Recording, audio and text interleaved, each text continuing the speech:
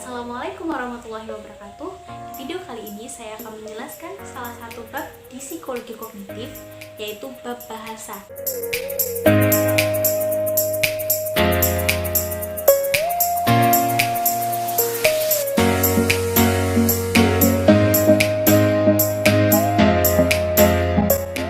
Apa saja yang dipelajari di bab bahasa?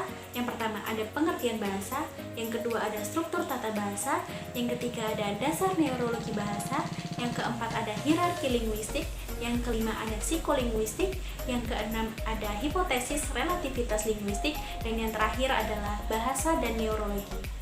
Yang pertama saya akan menjelaskan pengertian bahasa. Pengertian bahasa menurut para psikolog kognitif yaitu suatu sistem komunikasi yang di dalamnya pikiran-pikiran dikirimkan dengan perantaraan suara yang biasanya dalam percakapan dua orang atau lebih, atau dapat berupa kata tertulis atau juga dapat berupa isyarat fisik. Selanjutnya ada struktur tata bahasa. Rumusan tata bahasa yang digunakan mencakup 3 tataran, yaitu yang pertama, tataran morfologi atau substansial, adalah bagaimana sebuah kata dibentuk dan difungsikan dalam kalimat.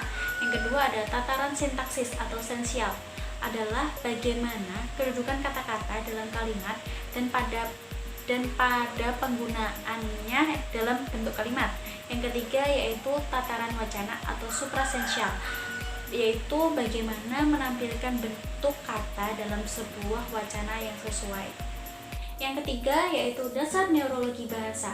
Pada tahun 1861 ada analisis ilmiah paling awal tentang bahasa yang melibatkan sebuah studi kasus. Saat itu ada seorang dokter bedah berasal dari Prancis yang masih muda bernama Paul Broca.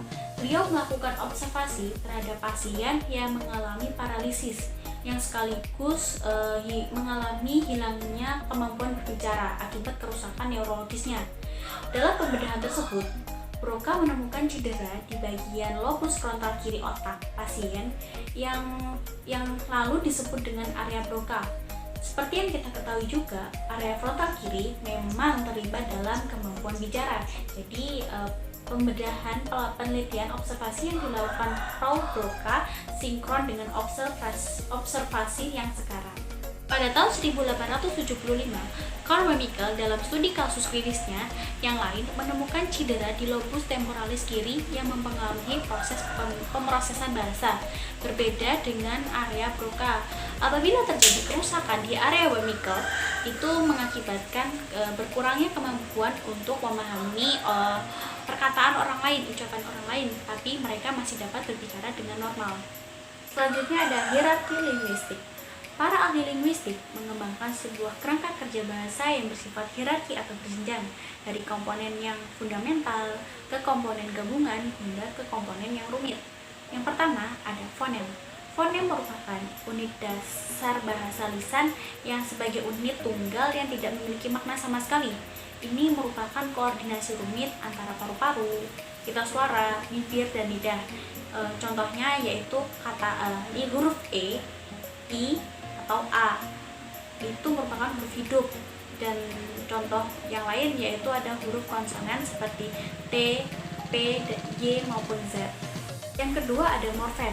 Morfem yaitu unit-unit terkecil yang memiliki makna. Morfem dapat berbentuk morfem bebas maupun morfem terikat. Morfem bebas merupakan unit-unit bermakna yang dapat berdiri secara mandiri. Contohnya yaitu gambar, warna. Sedangkan morfem terikat yaitu contohnya seperti menggambar, mewarnai. Jadi ada tambahan kata menya ataupun yang lainnya juga sih. Yang ketiga ada morfologi. Morfologi merupakan studi mengenal struktur tata bahasa yang memiliki 100.000 kata yang dibentuk dari kombinasi morfem yang diatur oleh batasan-batasan linguistik. Misalnya huruf tertentu misal K dan D, atau B dan J, ataupun K dengan L itu tidak dapat muncul berdampingan karena apabila disatukan mereka tidak bisa diucapkan secara sempurna oleh lidah atau lisan kita. Yang keempat ada sintaksis. Sintaksis merupakan peraturan yang mengendalikan kombinasi kata-kata dalam kalimat. Pertama, ketidakterbatasan jumlah kalimat, frasa atau ucapan yang muncul dalam bahasa. Yang kedua yaitu sifat keteraturan pada pola kalimat. Misalnya anak itu memukul bola, bukannya bola anak memukul itu. Selanjutnya ada psikolinguistik. Awalnya, teori Chomsky yang paling kontroversial adalah gagasan bahwa komponen paling penting dari bahasa itu bersifat bawaan atau nature. Selalu Skinner menyanggah bahwa bahasa itu diperoleh dari pembelajaran atau nurture, sedangkan kaum behavioris meyakini bahwa bahasa berkembang melalui penguatan. Lalu, menurut Chomsky, melalui teorinya menyatakan bahwa suatu sistem tata bahasa yang spesifik bersifat bawaan. Ia menyatakan kita memiliki sebuah skema bawaan yang berfungsi sebagai sarana pemrosesan informasi dan pembentukan struktur-struktur abstrak dalam bahasa kita. Selanjutnya ada hipotesis relativitas linguistik. Gagasan yang menyatakan bahwa kita mempengaruhi persepsi dan konseptualisasi dikenal dengan hipotesis relativitas linguistik atau juga bisa disebut dengan hipotesis Wolff. Wolff menyimpulkan bahwa suatu benda dipresentasikan oleh suatu kata akan dipahami berbeda oleh orang-orang yang memiliki bahasa yang berbeda, dan penyebab perbedaan cara pandang realita terhadap itu tak lain adalah hakikat bahasa itu sendiri. Teori ini menyatakan bahwa orang berbicara dengan cara yang berbeda karena mereka berpikir dengan cara yang berbeda. Mereka berpikir secara berbeda karena bahasa mereka mengungkapkan makna yang berbeda pula. Sebagai contoh, kita ambil contoh yaitu bahasa Sunda dengan bahasa Jawa. Ada beberapa kata yang sama tetapi memiliki makna yang berbeda, seperti urang. Urang dalam bahasa Sunda memiliki arti saya, sedangkan bahasa Jawa memiliki arti udang. Jadi ketika ada orang Jawa yang berkunjung ke daerah Sunda dan mengatakan urang di hadapan orang Sunda akan memahaminya sebagai saya, padahal yang dimaksud dari orang Jawa tersebut adalah udang. Jadi akan berbeda pikiran karena mereka memiliki bahasa, budaya, serta pemikiran yang berbeda pula. Seperti itu. Selanjutnya, bahasa dan neurologi. Studi landasan neurologi bagi bahasa telah dilaksanakan melalui berbagai cara, termasuk pemeriksaan klinis terhadap pasien-pasien yang mengalami kerusakan otak. Seperti yang telah dijelaskan di awal, misalnya Broca dan Wernicke.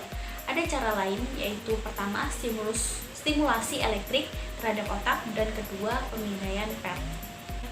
Yang pertama ada stimulasi elektrik.